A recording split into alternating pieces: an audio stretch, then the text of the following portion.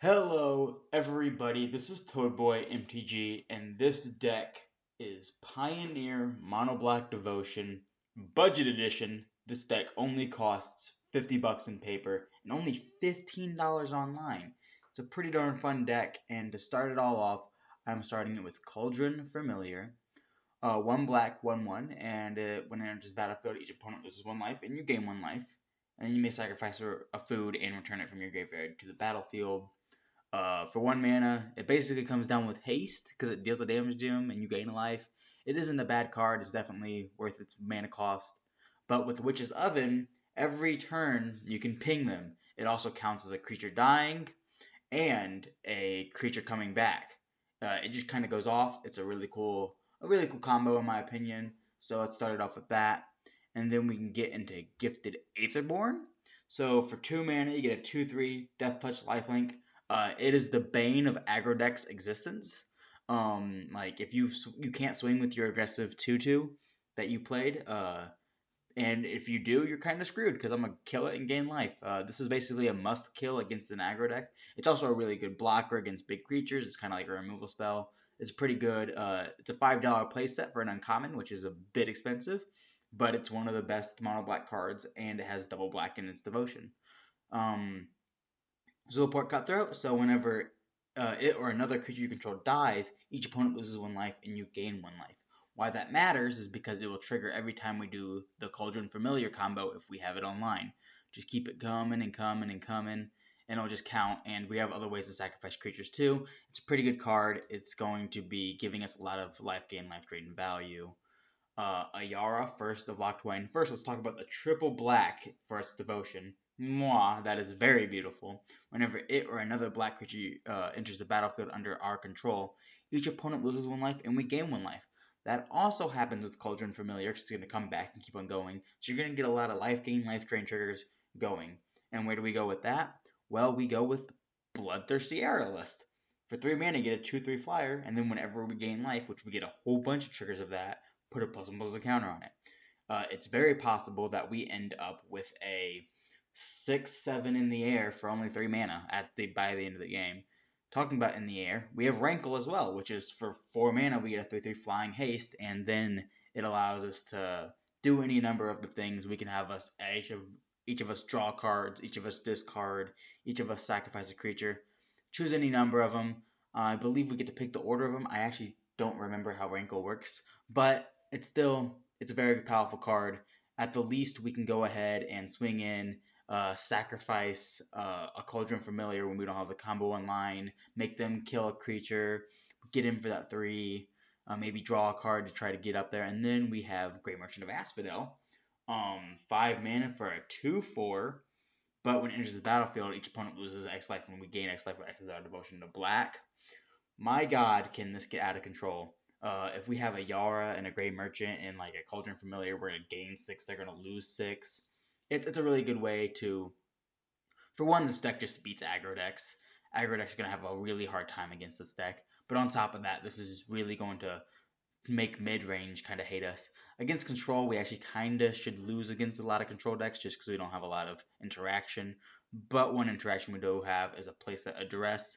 Yes, this should be Thoughtseize, but we're on a budget, so we had to play a playset of Duress. It's a very good card. It helps us get around removal spells and counter spells. And it's also a really good turn 1 play just because it can help us know what our opponent is doing for our next plays going forward. 3 of Bile Blight. It's a pretty okay removal spell. If you wanted to, you can run a couple Fatal Pushes or something here. They're a little bit more expensive, but Fatal Push is definitely a good card. We are pretty okay against creatures anyways with our Gifted Aetherborns, but we won't always have those. 3 Sign in Bloods. These are just going to help us hit our land drops for our 6th drop that you're going to see in a minute. But it helps us hit our land drops and it helps us go into the late game. It's a pretty powerful card. It's double black and we only play black lands, so we're pretty set. Go up here to Witch's Oven. Well, we already saw that. And then Bolas Citadel. Only has a 2 of. But whenever we do get this, we should be able to win the game from there, seeing that a lot of our creatures are going to trigger from entering or leaving or dying, and they help us draw cards to make sure we keep on going off. So basically, if we play this out, and then the top card of our library is a Cauldron Familiar, we'll be able to play the Cauldron Familiar for 1 life, but then when it enters, we're going to gain our life, our opponent's going to lose a life. We go to the next card in Bolas Citadel. Let's say it's an Ayara. We'll play Ayara, we'll lose 3, then we'll gain 1, and then our opponent will lose 1. So we've played 2 cards already, and we've lost a total of 2 life, and our opponent's lost 2 life. That's already fair. Play the next card, it's another Cauldron Familiar. Well, then Cauldron Familiar will enter. We're going to gain a total of 2 life from it, and then our opponents are going to lose 2 life because of it and the Ayara trigger. And then at one point we hit a Gary, and then it's like, oh wow, you're kind of dead now because Gary comes down. Gary with Bolas Citadel alone is 5 devotion, meaning although we paid 5, they're going to lose 5. And then whatever other cards we have, like an Ayara, it's just going to stack, and that's a really cool win condition for the deck. It just really isn't that hard to get off. Going into the sideboard, we have a pretty budget sideboard. 3 Tormod's Crypts. These are just really good against graveyard decks in the format. They help against stuff like, well, most of the decks.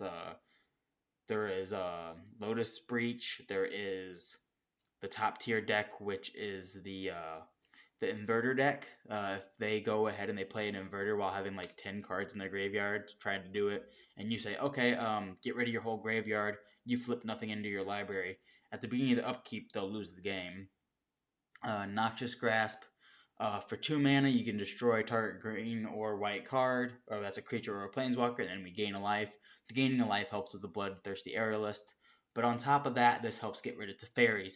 It helps get rid of Nissas, Vivians, any of the creatures. If we need to kill those kind of creatures, it's a really good removal spell for that. Another Bloodthirsty Aerialist. It's just another creature with flying. If we're playing against a deck that we want to go over their head, we can just bring in another Bloodthirsty Aerialist. Drown in Sorrow. So one thing to note about our deck is, although this is a 1/1, this is a 2/3, this is a 1/1, this is a 2/3, a 2/3, a 3/3, and a 2/4. Most of our creatures don't die to Drown in Sorrow. So if we're going to play against a token deck, we can bring in Drown in Sorrow while we have like a Gifted Aetherborn out, and we'll basically destroy all their creatures. We'll scry 1, and we'll sit there with more power on board than them and try to win the game that way. Lifebane Zombie, this basically attacks their hand for a green or white creature card and then exiles it. It isn't until it leaves the battlefield, so it's literally always. And it has Intimidate, so chances are they aren't a black deck or an artifact deck if we're attacking their green and white cards. So this is going to come in. It can't be blocked, and it takes their stuff. It's a pretty okay card, and it adds double black to our devotion for later on Grey Merchants. And then a couple Lost Legacies. I realize this isn't that good of a card because it can't get rid of Lotus. It can get rid of the Breach, Underworld Breach. It can get rid of some cards, just not all of them. But it's a fairly good card, especially at 50 cents a piece for your sideboard. It's definitely a good black pickup. Overall, I don't think this deck is super competitive, but if you only have $50 and you want to get into Pioneer, this is definitely a good deck to look at, especially if you are a black deck aficionado, if that's how you say that word. I am not that big words. Yeah, but I think this deck for $50 is at the power level of some decks that are at $100. Also, I love these Theros Beyond Death Swamps. They're pretending like they're freaking 0 cents a piece. Ha, no, this is a 50% card. But no, I think this deck is definitely, and there's way many upgrade options. Like I said, there's Thoughtseize, there's Fatal Push, there's Kalitas because it has life gain as well. There's just so many good cards for the deck that I think this deck as a starting point to later go on to have a $200, $300 mono black devotion deck for the format. It's a pretty good starting point. If you are new to the channel, go ahead and hit the subscription button and make sure to hit that like button, and I will see you guys in the next video.